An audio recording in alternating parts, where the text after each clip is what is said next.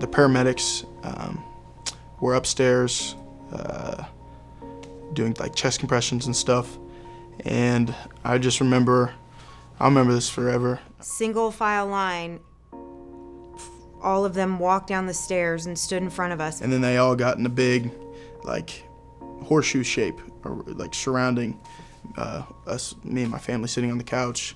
And I remember and that's when they broke the news to us. So. And Tyler was crying because he said, my dad's never gonna get to see me play my first high school football game. And he died at 2:58 a.m. on Wednesday morning, August 28th, 2019.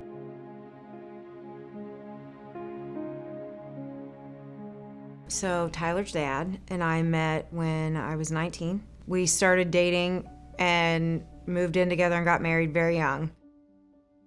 There's not a time we didn't go to a place and he didn't know somebody.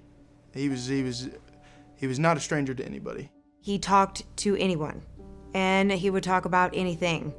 And he would show them pictures of his kids and show them, like, he would have no problem sharing his whole life story. So he was very outgoing like that. I was not. And so it always made me a little uncomfortable, but he could talk to anybody, and he made so many friends that way. There's a couple games into the season, and I see this enormous man yelling, Tiny, go get him, Tiny, screaming. I'm like, I'm a pretty big guy, but this guy's way bigger than me. And I'm like, man, that's a big dude. And he looked intimidating. He was just a big person. And if you didn't know him, you would think he wasn't nice because based upon his size and his look. So finally, I get the guts to go up and introduce myself, and I meet him. And man, that guy, as big as he was, his spirit was even bigger. He was such a loving and caring guy. He was a gentle giant. He was 6'3", 400 pounds, huge man. He was as broad as a door, and but he was so soft-hearted. We would spend all the time together. He was my best friend. We were with each other 24/7. Always, getting into trouble and maybe doing some things we shouldn't have, but he was my best friend for sure. With football, Tyler's dad, he always yelled at him, like when he was playing, and he'd yell, "Get in there, Tiny!" like crazy.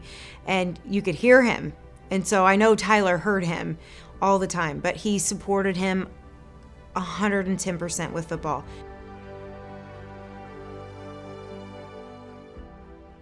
Well, I just prayed that he was with me, and he was with me to give me the strength, when I would be tired, just to keep going. Play college football, LSU degree in criminology. Mr. Tyler, Tiny State.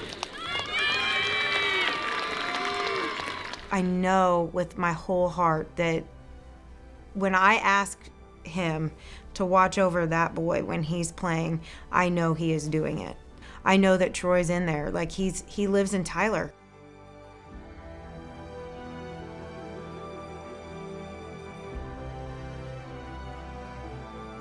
It was almost like he wanted it just as bad as I did. I wanted to play college ball, and he wanted me to play college ball just as bad as I wanted to.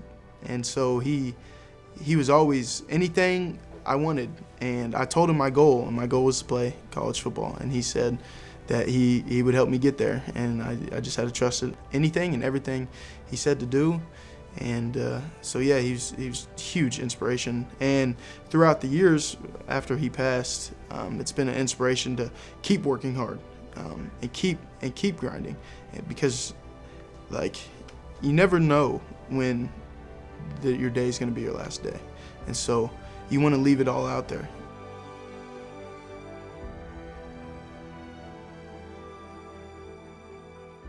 So my plans coming off of my career at Staley, I plan on to attend college on football scholarship.